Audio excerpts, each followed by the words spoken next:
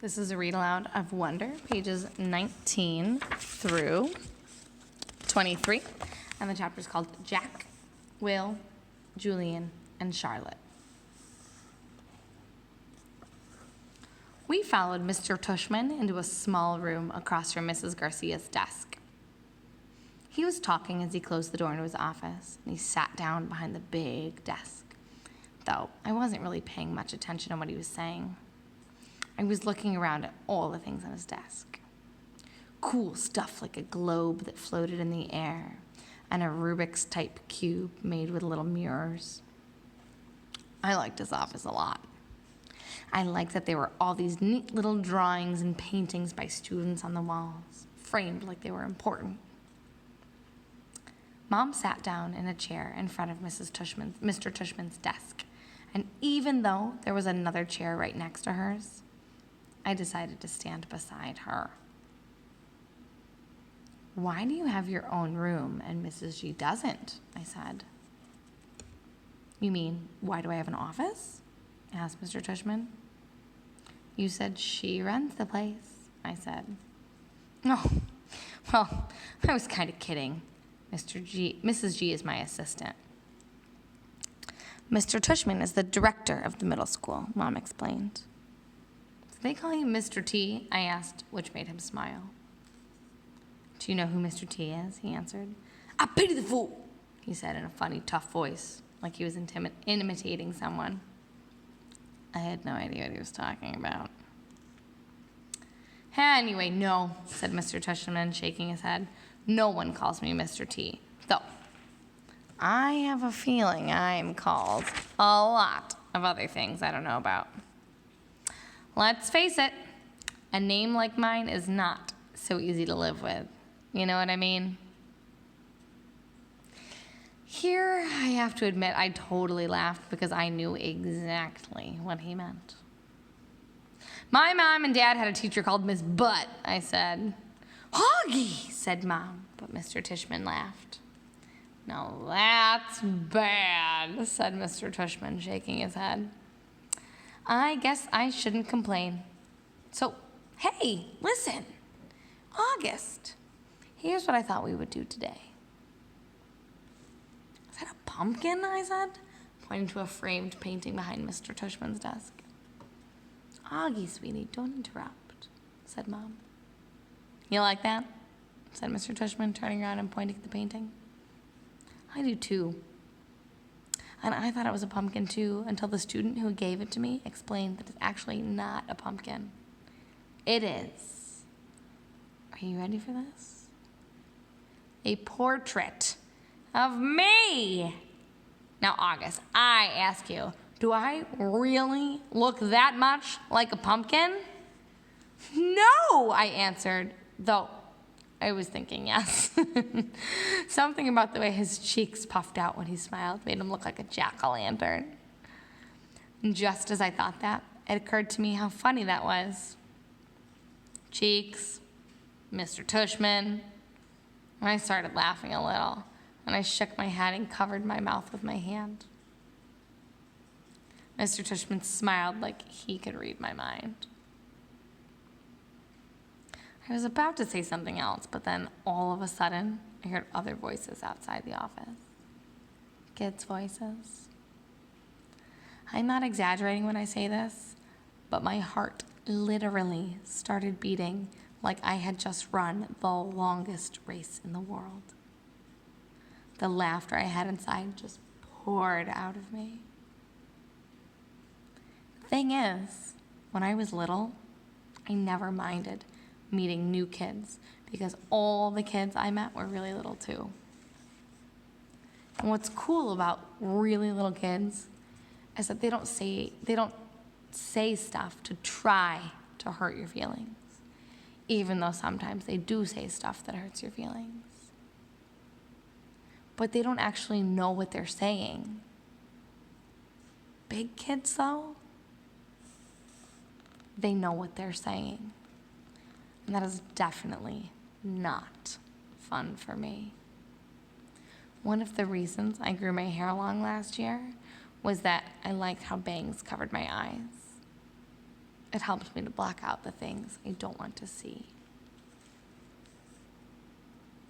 Mrs. Garcia knocked on the door and poked her head inside. "They're here, Mr. Tushman," she said. "Who's here?" I said. "Thanks," said Mr. Tushman to Mrs. Garcia. "August, I thought it would be a good idea for you to meet some students who will be in your homeroom this year. I figured they could take you around the school a bit, show you the lay of the land, so to speak." "I don't want to meet anyone," I said to Mom. Mr. Tushman was suddenly right in front of me, his hands on my shoulders.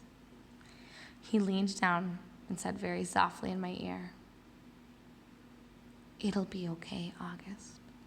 These are nice kids, I promise."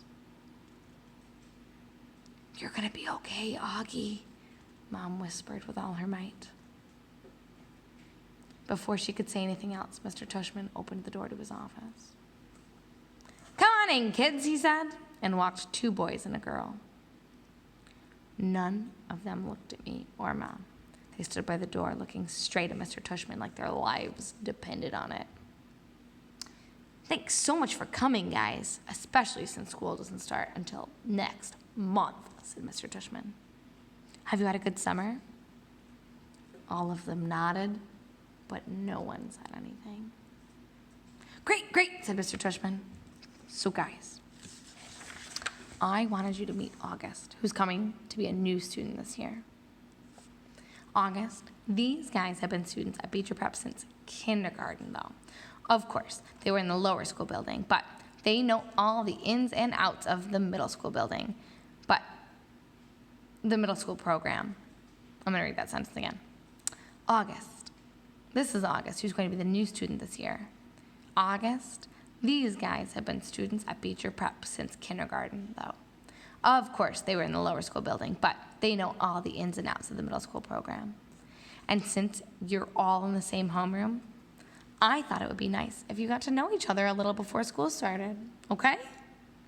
So kids, this is August. August, this is Jack Will." Jack Will looked at me and put out his hand. I shook it. He kind of half smiled and said, "Hey," and looked down really fast. "This is Julian," said Mr. Tushman. "Hey," said Julian, and he did the same exact thing Jack Will did. Took my hand, forced a smile, looked down fast. "And Charlotte," said Mr. Tushman. Charlotte had the blondest hair I've ever seen. She didn't shake my hand, but she gave me a quick little wave and smiled. "Hi, August, nice to meet you," she said. "Hi," I said, looking down. She was wearing bright green Crocs. "So," said Mr. Tushman, putting his hands together in kind of a slow clap. "What I thought you guys could do is take August on a little tour of the school. Maybe you could start on the 3rd floor. That's where your homeroom class is going to be. Room 301, I think. Mrs. G is." 301, Mrs. Garcia called out from the other room. "Room 301, Mr. Tushman nodded. "And then you can show August the science labs and the computer room. Then work your way down to the library and the performance space on the 2nd floor. And take him to the cafeteria, of course." "Should we take him to the music room?" asked Julian. "Oh, yeah, good idea, yes," said Mr. Tushman. "August, do you play any instruments?"